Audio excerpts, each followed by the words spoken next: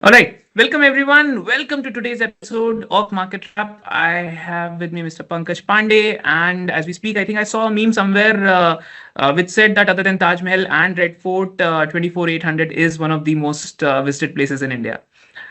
Sir, as we speak, we finally had broken the wall. We had reached somewhat new highs of 25,300s, but this week, once again, we are back to 24,800.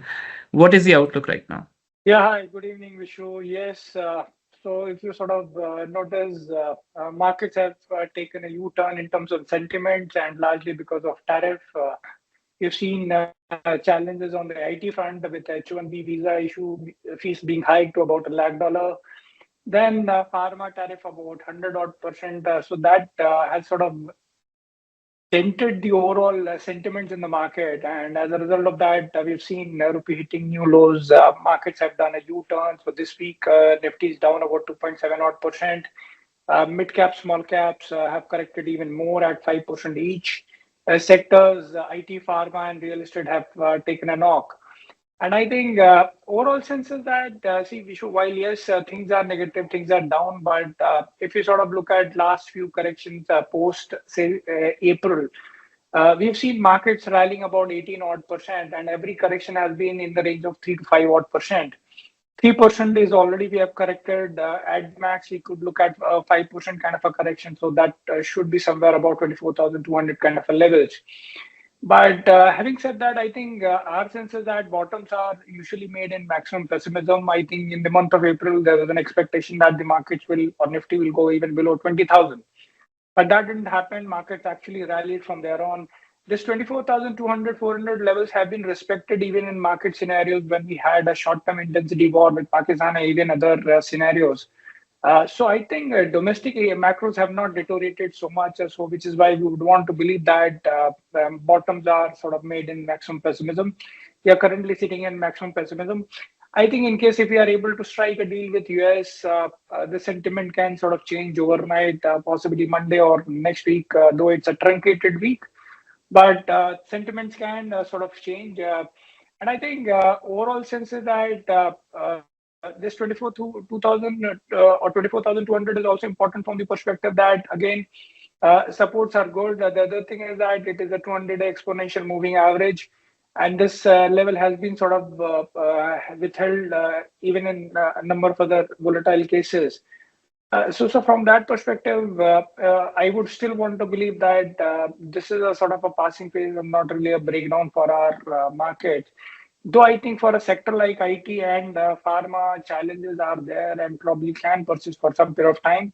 But we have some key events to watch for next week. We have RBI policy, so and then we would know the volumes of autos. I think auto volumes have been pretty good of late, whatever commentary we are picking it up. So I think we'll know the sum total of what has gone by in the month.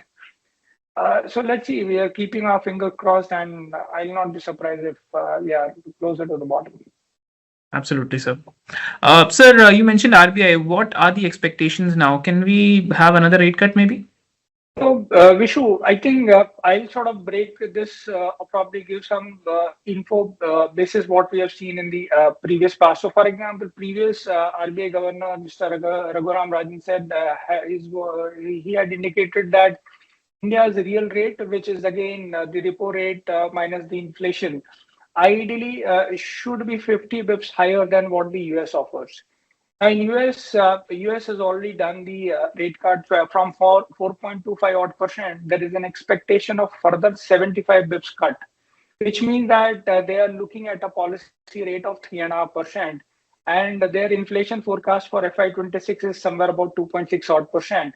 So they are looking at a 90 bips kind of a real rate, which means that for us the real rate could be about 1.4 odd percent. Our policy rate is 5.5%, and if you sort of look at overall inflation projections for next year is now 3.9%. It could be even lower because we have seen prices coming down further, especially for autos, more than what GST would have warranted. So, which means that from 5.5, if you sort of subtract the 1.4%, so you get about I think 3.9 or 3.8 kind of a number. So which means that overall sense is that there is a room for about 20 bips kind of a rate cut. So I will expect a rate cut of 20 to 25 bips, if not more of 50 odd bips, because inflation can still sort of head lower. See, we've been highlighting earlier also a couple of things. One, I think you could see a change in the inflation basket as well, the way the weightage of food products or food part could come down from say 45, 46 odd percent to nearly by 5%. So that can sort of give a leeway for 25 to 50 bips kind of a rate cut.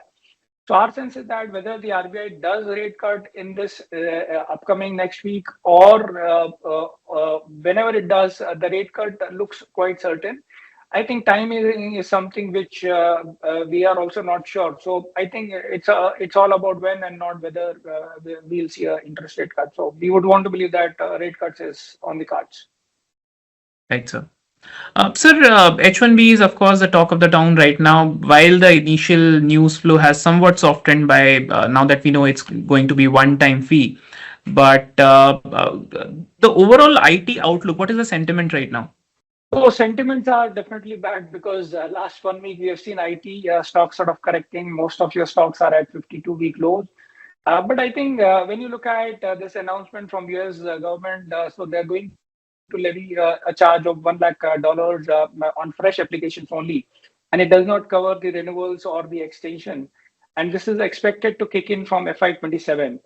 Now, when you sort of look at our IT companies, their reliance on H1B visa had sort of come down significantly. I mean, so they've reduced it quite significantly, and this is a number which is sort of trending down. Overall sense is that this is not going to create a major impact. I think we could see near-term margin pressure of 40 to 200 odd bips. So for top 5 players or for top 4 players, the overall margin expectation is about 40 to 65 bips. I think some of the smaller companies might take a slightly bigger hit, the likes of say Birlasoft, Persistent, or LTI Mindtree, and it would have actually zero impact or zero reliance on some of the BPOs like say First Source, which we track, because typically they remain insulated. They don't really take H1B visa, and I think it is even beneficial for ER&D players. I think while in this all pessimism of H1B fee hike, a lot of negatives are already there priced in. So IT is also experiencing maximum pessimism. What we have forgotten is that when you look at Indian currency is already sort of quite depreciating. Against euro, it has depreciated about 11 odd percent, and against pound at about 6.4 odd percent in the last 1 year. So obviously, it can help or it can cushion the margin pressure for players like TCS, Infosys, Mastech, because or some ER&D companies. I mean, these countries have these companies have got about 30% of their exposure in these currencies. And I think Accenture's commentary was also sort of a positive read-through for Indian IT players because they are seeing a momentum building up towards the GenAI side, and they are also looking to sort of reskill their workforce, which is what something like TCS has been sort of looking to do. So from that perspective, all is not lost. I think that with the kind of price damage, what we have seen, so if you look at Nifty IT index is down about 20 odd percent. Like I said, it's at a 4-year low. Valuations are at the lower end of the historical ranges.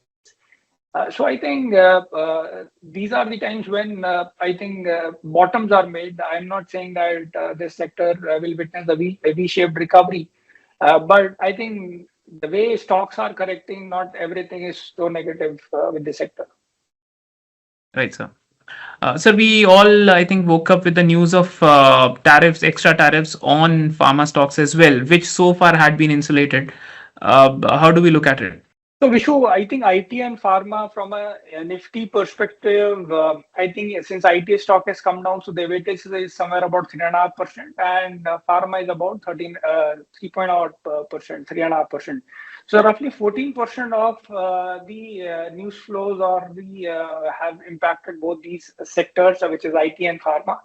Pharma again, Trump has revealed that he plans to levy about 100% tariff on branded and patented drugs starting from October. And exemption is given only to companies who are sort of building a drug plant in US or where the project or the plant is under sort of construction. From an India perspective, we do exports of about $10 billion, which is about 31% of our pharma exports. But typically, Indian exports are largely generic in nature, and I think they fall under a separate category. So in general, Indian pharma is not impacted. Now, there are two ways to sort of look at this thing. One is the direct impact. In terms of direct impact, you can have exporters which will get impacted. I think one company which comes to prominent in my mind is Sun Pharma. Sun Pharma has about 15 to 16% of the sales coming from there, from the US, in terms of the specialty or the branded or the some of the products are patented. But what is not clear is that because so Sun Pharma gets some of these products manufactured through CDMO companies in US and Europe. So it is not that it is entirely made in India and sort of exported to US. So which is where we still don't know the final impact yet. The other is the CDMO players, because what we have seen today is that pharma companies, including CDMO players, have seen an impact of 2 to 5% bare minimum. Now, CDMO players might get impacted because in case if the innovator company decides to sort of rewire the value chain, that is where the anxiety could come from. But our sense is that up till now, CDMO companies have not really been worried so much because for them, what they supply is only a fraction of their overall cost. So from that perspective, our sense is that it is not going to get impacted much. But I think more than financial impact, I think the overall sense is that the sentiment itself is sort of turned weakish in both these segments, and which is why I think these two pockets have been driving the Nifty lower. And like I said, they contribute nearly 14% by weightage. Overall earning growth was also muted for both these segments at about, I think, mid single digits. So it hasn't really helped Nifty in any which ways. But yes, I think overall sense is that most of your risks are on the table. I think with Trump, what is clear is that he clearly sort of spells out, and you don't really get shockers. So pharma, he has been sort of talking a long period of time. So I think most of the fear related to traded goods or services are on the table as of now. Right, sir. Sir, on the defense front, I think the orders keep pouring in. This week, it was Air Force ordering some LCA Mark 1As. Which stocks are likely to benefit from this? Yes, Vishu. So after some bad news with IT and pharma, we can talk about defense. Defense, I think, has been in the limelight. I think the way we sort of dissect this news is that we need to look at the broader picture. So broader picture is that Indian Air Force wants 42 squadrons by 2040, and with this kind of ordering, I think things are falling in place. Because what they have done is that they've ordered 180 LCAs, so which means that you will have about 18 squadrons of, or sorry, 10 squadrons of LCA Mark 1A. And then there is an expectation of 6 squadrons of Tejas Mark 2A, and which is, I think, the prototype is expected to fly in 2027, and we'll have deliveries from 2030. And then there is AMCA, where private sector participation is expected. So there we will have 7 to 8 squadrons, and per squadron we will have about 18 aircraft. And then 6 to 8 of the squadrons is of MFRA, which is where probably we are looking to do further deal on Rafale. So I think overall, when you sort of put the entire mat together, we could be heading at about 42 squadrons by 2040. So it's a very longish tail of growth which can come by. And I think what is also happening is that the deal for 404 engines, because when you're producing aircraft, you need engines also. So that is likely to conclude by October 2025, which is what the HL management has indicated. And I think besides HL, obviously, it will benefit a host of other companies, the likes of, say, Bharat Electronics, Astra Microwave, or Data Patterns, because all these companies are supplying components like electronic system, avionics, radars. And then Dynamatic Technology is another one which provides front fuselage. And then overall sense is that even a company like VTL also will sort of benefit because you need missiles for it. What we like is, again, companies like HAL with a target price of 6,100, Bharat Electronics with 450, and Astra Microwave with 1,320, and Data Patterns with a target price of 3,130. Right. Sir, other than the skies, I think there was some news for waters as well. We have approved a comprehensive package for our shipbuilding ecosystem, I think. What can we expect here? Oh yes, I think this has been there in the wish list for a very long period of time. So finally, this has come up. So for shipbuilding, government has come up with a comprehensive package of nearly 70,000 odd crores. So this is they're looking to revive plus build an entire ecosystem of shipbuilding in India. And the point is to sort of reduce the dependence on foreign ships because I think 95% of the India's trade volume happens through sea, 70% by value. But when you look at in terms of global shipbuilding market, our market share is less than 1%.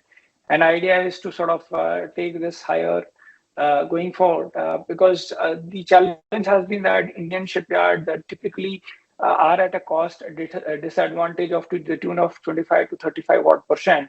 And this is what this policy looks to sort of address.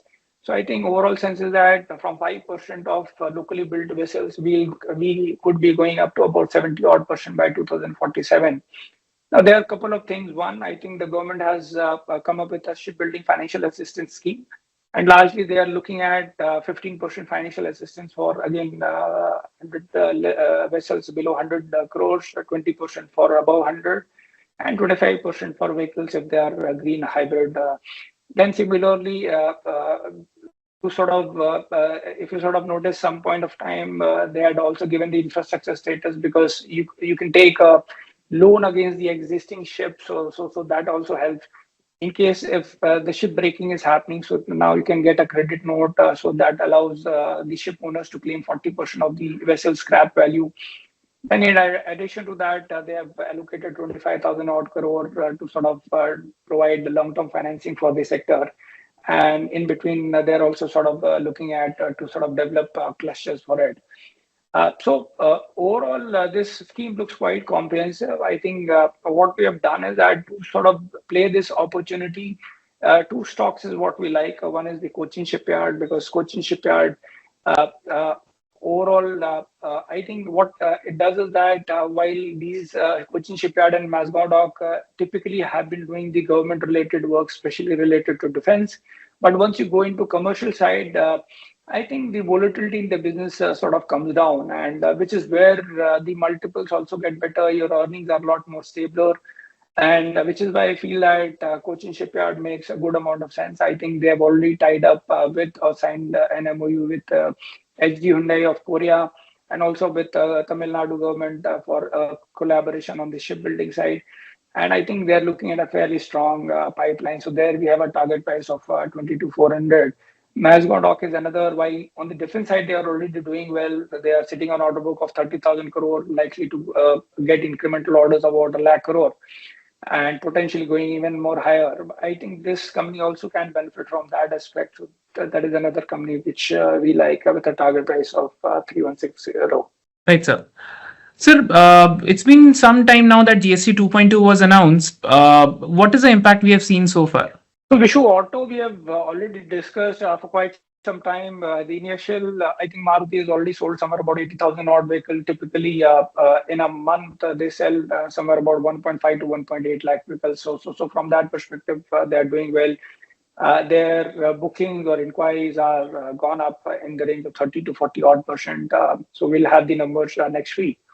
But besides auto, what we are also seeing is there is a considerable improvement in the demand and also in the sentiments for even consumer durable companies. In fact, we look at e-commerce players are reporting about 23 to 25% kind of a demand improvement in the first 4 days compared to 4 to 5% last year.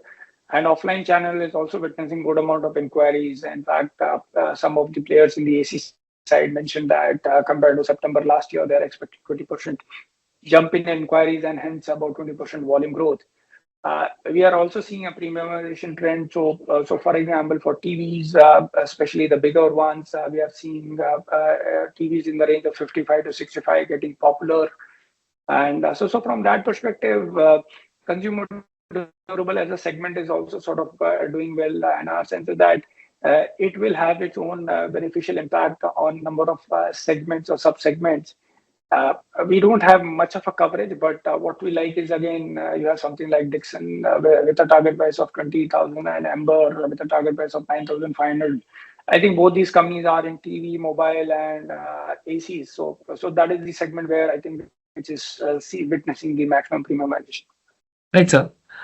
Sir, and how about banks and NBFCs? Oh yes, banks are and NBFCs are going to be the biggest beneficiary, whether it is auto doing well or some of the other consumer durable or other appliances doing well. And RBI has taken a number of measures to sort of improve or to revive the credit. So you have a relief coming in terms of 100 bips, kind of a rate cut, a GST rate cut, and and even furthermore measures are expected. Now, one is auto loan is a clear beneficiary, and again, our sense is that it is going to benefit banks. So you will have banks like say IDFC First Bank, which has 99.5% of the AUM coming from autos. HDFC Bank 5.5%, Axis about 6 odd percent, Bajaj Finance and M&M Finance. So for them, the PV segment is quite good at about 40 odd percent. So that or these companies should benefit. Housing loan is another, while we are still yet to get a commentary there, but our sense is that the housing finance companies also will benefit because of the lower interest rates. In between, monsoon was also heavy, so you will have companies like Aadhar Housing Finance or Canfin expected to do well. And since we are going to sort of see a lot more demand for other retail products, so companies like say Bajaj Finance, HDFC Bank, and Axis Bank, or even the card companies, because we are seeing the credit card issuance also sort of inching up. So SBI card is another one which should benefit. Our sense is that more overall the policy is going to support or will feed into consumption. So you'll see retail lending across autos, housing, and so I think the entire lot benefits both banks and NBFCs. I've already highlighted some of the names. Right, sir. And finally, sir, it's time for hidden gem of the week. Which will it be this time? So while IT and pharma have been sort of taking a lot of knock, I think metal has done relatively better. So in metal, I would want to recommend Jindal Stainless with a target price of 940. Now, stainless steel is finding a lot more application in automotive or other new sectors like, say, hydrogen, nuclear energy, defense. And even when you look at the real estate sector, a lot of lift or a lot of other metro related work, you'll find a lot of stainless steel there. Now, this company is one of the largest stainless steel manufacturers with a capacity of 3 million tons. Historically, stainless steel always grows higher than the steel demand. So it has grown at about 13 odd percent. Still, we are half of the global average. And I think overall, this company is expanding their capacity by 40%. So from 3 million ton to about 4.2 million tons. So they're definitely expanding capacity. In terms of next 15-year plan, they're looking to sort of nearly double the capacity by adding another 4 million tons with a capex of nearly 15,000 odd crores. So volume growth is expected to be good, and company is taking the capacity expansion to sort of support that volume growth.